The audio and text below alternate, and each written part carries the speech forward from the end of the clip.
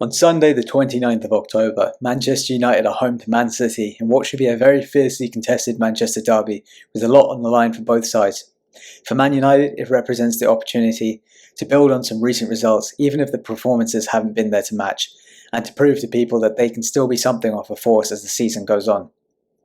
For Man City, it represents the opportunity to silence any doubters who maybe don't think that they're quite at the same levels and heights that they've hit in recent years, as they look on to push and try and achieve a 6th Premier League title in 7 years, and what would be their 4th on the bounce. Now, going into this derby, I'd say Man City have probably been the stronger side of the two in Manchester for 10, 11 years really. But that doesn't always translate into a derby where form can go out the window. And in recent years, Man United have taken points of Man City. Just last year itself, Man United beat them at Old Trafford. So what's to say that they can't do it again this year? Well, going into this one, first let's look at things off the field. I think Man United probably go into this one looking a bit envious of Man City in terms of the way the ownership and the kind of trajectory that they've been on in those 10, 11 years that they've been better than Man United. With the recent news, of course, coming out that Qatari owners won't be investing in Man United. They've pulled out, and it does look like Sir Jim Ratcliffe will get a minority stake in the club. And for Man United fans, that's probably a bit of a sucker punch. They would have really had their hopes built up on that. But perhaps it represents an opportunity for them to maybe move on from that cloudy situation and just focus on the results on the pitch at the end of the day. How much that noise has affected the players, don't know. You can't really tell as a spectator, but it's something that certainly when you look at the two clubs and the direction they've been on in those years, represents kind of what Man United would have hoped for. The training facilities, the quality of the stadium itself, the business deals outside of it as well, having a bit more of a structure and understanding of the signings being made, maybe making smarter signings. As United have spent pretty similar amounts to Man City in the last 10, 15 years, but haven't quite worked it out the same way that Man City have. But going on to the pitch, it's quite clear to see that things aren't quite working out for Man United. Things are clicking much smoother for Man City. I mean, if we look at United first, last season, I didn't think they were performing as well as their results maybe made it look. I think they did out-achieve the performances that they were putting out, but ultimately it was Ten Hag's first season.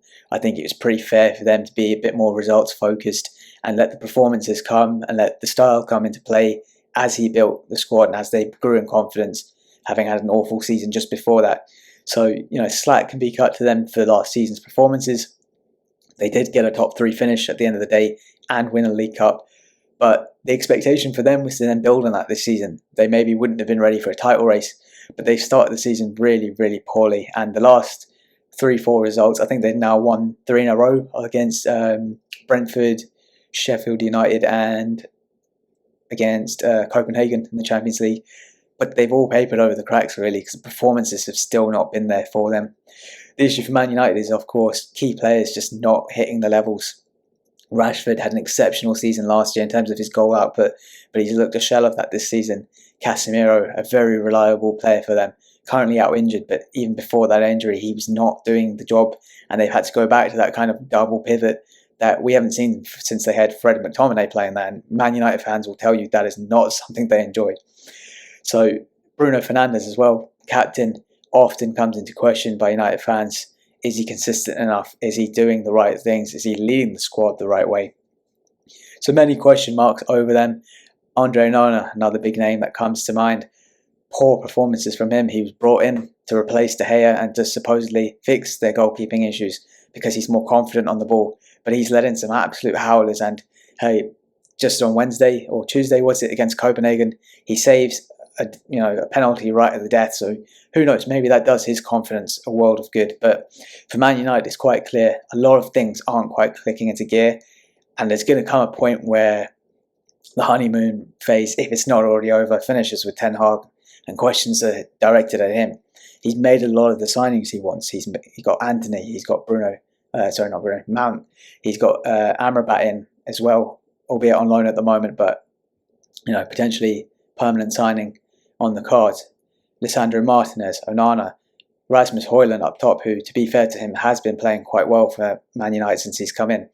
So a lot of his signings are coming into the squad. Of course, one of the ones I mentioned in Martinez is injured and a big miss for Man United, even if Maguire's shown a resurgence. But funnily enough, that's another thing. Maguire and McTominay are currently two of their best players on form, two players who were supposed to be sold in the summer. So a lot going wrong there for Man United. If you're a Man United fan, do let me know your thoughts in the comments. Love to have a read and interaction with what's going wrong in your opinion. But a lot for them to fix. The good thing for them, though, is off the back of 3 wins where you've maybe not been performing well, but you've got the results, what better way to really give yourself a boost than a Manchester derby? If they can turn up, if they can get over the line and get a result, it could really, push them on. As a Liverpool fan, I really hope it doesn't, but it could do. It could be the catalyst they need to push on with their season, and it represents a huge opportunity for them now to turn a leaf almost and ensure that there isn't just papering over the cracks. As for Manchester City, I think still superb team. I mean, they've been without Kevin De Bruyne the whole season. John Stones missed a lot of it. He's just coming back now, getting up to speed. 2 key players out for them, but they still look absolutely phenomenal. Of course, they had a run of 3 losses in 4 games in all competitions, which started to raise question marks, but they've quite quickly brushed those aside with wins over Brighton and Young Boys. So for Man City, it does just seem it will be more of kind of business as usual come the weekend. Can they get the result? Of course, they did lose at Old Trafford, as I think I've already mentioned in this video, last season. So can they overcome that this time round?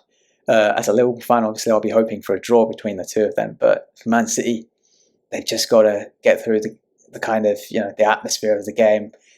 One of those things where this will be probably a game that they have marked in their calendar as one where they could drop points, but on the basis of how United have performed this season, they won't want to. I mean, even at Old Trafford alone, Crystal Palace have gone there and won. Galatasaray have gone there and won. Brighton have gone there and won.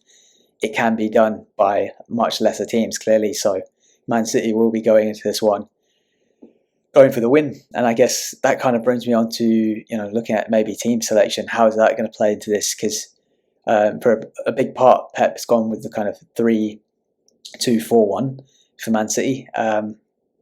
But in bigger games, so I think away to Arsenal, they did go for the 4-3-3. So it's a question of, does he play it safer with what seems like a safer formation in the 4-3-3 in terms of it being a big game? Or is he going to go to what's worked better for Man City generally, take a bit of a gamble on being slightly more attacking and really take the game to Manchester United?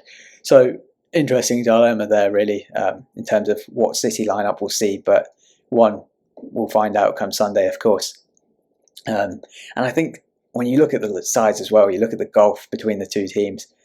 I think a combined 11 for Arsenal and City before their game earlier this season. I didn't bother to even think of one for this because the real question is, do any of the current Man United players get into Man City's starting 11? And the answer right now, if you're going off form, is probably no. But if you're taking fully fit squads and you're looking at, longer spells of form over the last few years, you'd maybe make a case for the likes of Luke Shaw, Rashford on the left side, where I think City are a little bit weaker. But, it's overwhelmingly favouring Man City when you do that. And I think that just shows the distance between the quality of the two. And that should mean that Man City beat Man United fairly comfortably. But, of course, it's not always like that when you go into these games. And it'll be a lot closer than most people would think come Sunday. And that leads me on to kind of my final talking point, predicted score. Of course, let me know your predicted scores in the comments down below. But I think I'm going to have to sit on the edge with this one. And I'm going to go between 2 scorelines. I think it'll either be a 2-1 win for Manchester City or a 1-1 draw. It's difficult for me to see Man United winning this one on the basis of their performances this season. But I do think there is a chance, just because of how big the game is and how they have started to turn that corner in terms of grinding out results recently, that they may be able to nick a draw. Maybe that's just a Liverpool fan in me wanting to see neither of them win. But yeah, I think 1-1 or Man City to win it 2-1. I think it will be a close one, despite what I think is a pretty big gulf between the two sides. But yeah, that will be it for this video. Do let me know your thoughts in the comments below about the Manchester derby ahead of this weekend. And of course, if you're new to the channel, please hit the subscribe button, hit the like button if you've enjoyed any of my content, and share out with your fellow football and Liverpool fans. Take care.